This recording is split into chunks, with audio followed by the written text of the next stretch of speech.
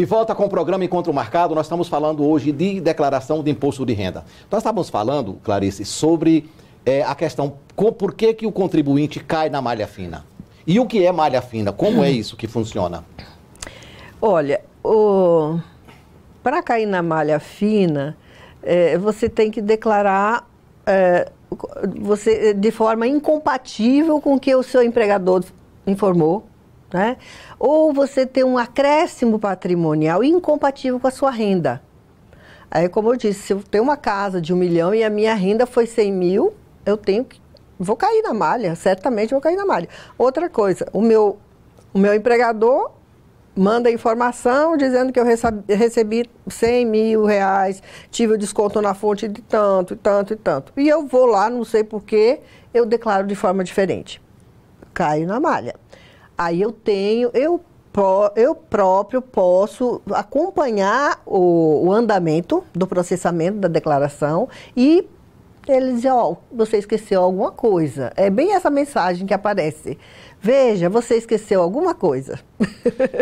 Aí então, eu vou lá e verifico o que aconteceu e retifico a declaração. Ela é processada. Ela pode ser retificada sem pagar multa. Ela pode ser retificada no primeiro momento. Agora, se eu não ligar para aquilo ali e deixa correr o negócio, aí, quando virar o ano, eu vou ser notificado. O contribuinte, ele vai fazer a declaração de renda baseada no extrato fornecido pela empresa. É mais ou menos assim? E um extrato bancário. Isso. É mais ou menos por aí, não é?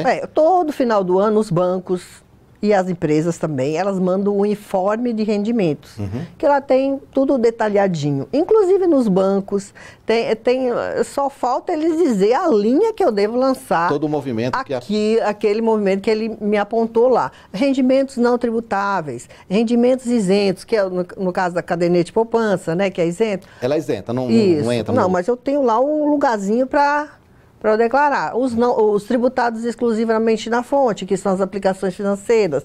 Eu não preciso pagar imposto mais, mas eu tenho que informar, né? Eu tenho que informar que eu tive ganho de aplicação financeira.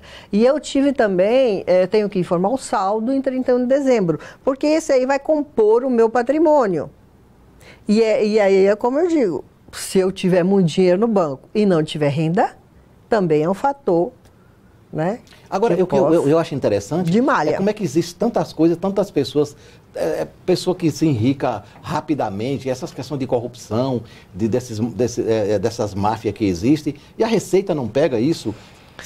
Eu não entendo como é que funciona. Mas a gente cara manda dinheiro para fora, a gente está vendo como é que era feito, né? Porque sempre usa uma empresa. Essas mudanças são recentes?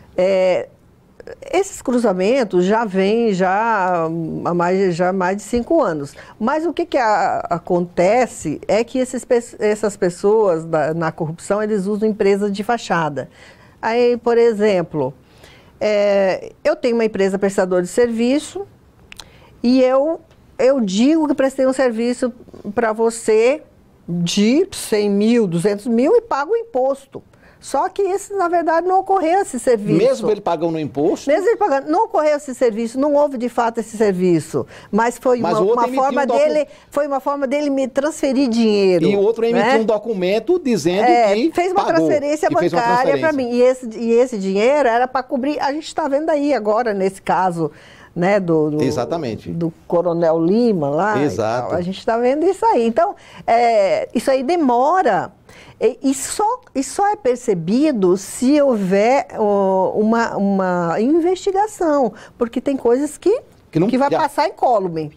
Vão passar incólume. Né? Mas vamos voltar a falar sobre a declaração de imposto de renda. Quem é obrigado e até quando o contribuinte é obrigado a fazer a declaração de renda? O prazo agora foi do 7 de março e vai até 30 de abril. Então, quem tem renda acima de R$ 28.560, se não me engano, vai ter que fazer essa declaração. Quem teve rendimentos não tributáveis. O que é rendimento não tributável? É o lucro que eu recebo da empresa. Eu tenho uma empresa e eu recebo lucros, né? Então, se eu tenho essa renda não tributável acima de 40 mil, também estou obrigada. Se eu tenho bens acima de 300 mil, estou obrigada. Se eu sou produtor rural e tenho venda de produção acima de 142 mil, também sou obrigada. Porque assim, tem o pequeno produtor, né? Que tem às vezes 1 milhão, 500 mil, diz, eu não preciso fazer declaração, eu não faço, né? Só que acima de 142 mil ele está obrigado. É exatamente isso que eu ia te perguntar. Uma pessoa que não tem um vínculo empregatício, mas ele tem um movimento bancário, ele cuida de negócios. Como é que ele vai ficar sabendo que ele vai ter necessariamente que fazer uma declaração de renda se ele não tem um comprovante para ele saber quanto ele ganhou de renda? Como é que funciona isso aí? No caso aí ele é autônomo, né? Sim. Até porque tem esses corretores, né? Trabalhadores autônomos, vendedores, assim, que não tem vínculo empregatício, mas são autônomos, né? O autônomo, ele tem que fazer o livro caixa dele todo mês, jogar a receita, a despesa, inclusive a receita dele, até pouco tempo, não precisava identificar. Sei. Prestei serviço aí para várias pessoas físicas, agora não. Agora ele tem que dizer, eu prestei serviço para Maria, prestei serviço para o José, e assim vai. E botar o CPFzinho lá. Em contrapartida, o José, a Maria, vai ter que dizer que pagou para esse autônomo aquele valor. Não vai interferir nada, assim, em termos de imposto na declaração de quem pagou. Mas ele é obrigado a declarar sob pena, inclusive, de multa. Né? Porque aí a Receita Federal, ela está... Como é que eu vou dizer? Ela está jogando a fiscalização para quem paga, né? Eu pago, então eu sou fiscal daquele autônomo, porque eu vou ter que informar que eu paguei a ele, né? Porque o dinheiro saiu do meu movimento e tal. Enfim, o autônomo ele tem que fazer o livro caixa dele, apurar sua receita e despesa. O que sobrar, ele joga na tabela e faz a antecipação do imposto, que se chama carnê-leão. Qual a penalidade que o contribuinte sofre? Dizendo que ele caiu na malha fina. E ele foi notificado, mas ele não deu atenção para aquilo, deixou passar, ele não fez a retificação da declaração. Quais são as penalidades que ele pode sofrer? Ele vai ser cobrado já com multa de 75. Judicialmente? Ele é cobrado inicialmente via administrativa, né?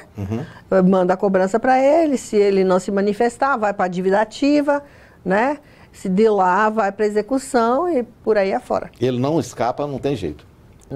Não é para escapar, né? Vamos falar um pouquinho de imposto retido na fonte. O que é isso? Então, é o próprio imposto de renda que a fonte pagadora é a obrigada a reter do trabalhador, né? Ela joga o salário lá na tabela, né? Uma tabelinha que acima de R$ 1.903 eu já estou sujeito ao imposto de renda. Então, se eu ganho 5 mil, eu vou lá para a tabela em torno de 20%, se eu não me engano, eu vou na tabelinha lá, né? E já desconta, e é esse o valor que eu vou jogar depois da minha declaração no final do ano, né? Então, ela não pode se abster de descontar. A empresa, se ela paga, ela tem que descontar. Qual o ganho da Receita? Veja, é uma dúvida que eu tenho. Por exemplo, você paga o imposto, como você mesma falou, o imposto mensal, certo? No final, você vai apresentar a declaração de renda. Como é que a Receita calcula a diferença para que a pessoa seja... como é que dá o nome do retorno do dinheiro? Restituição. A restituição. Como é que calcula isso aí? Como é que o governo calcula a parte dele e a retenção?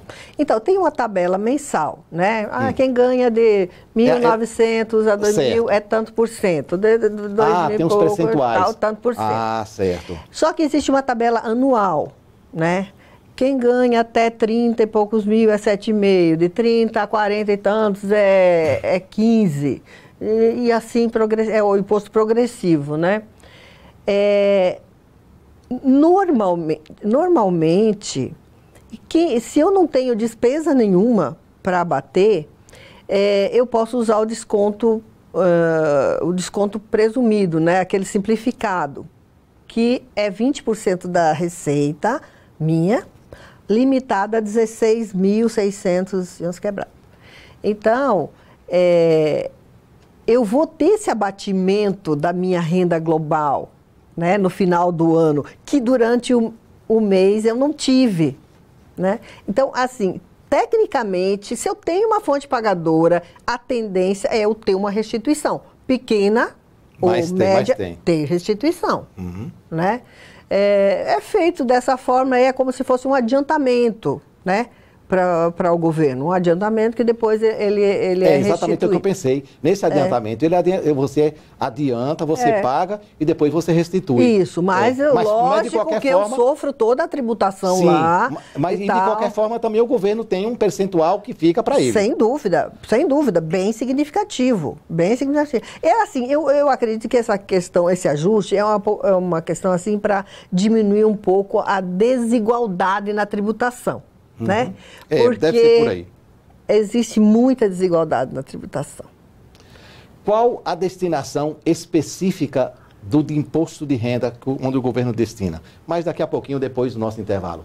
Nós estamos apresentando o programa Encontro Marcado, falando hoje de imposto de renda. Vamos ao nosso intervalo, voltamos daqui a pouquinho.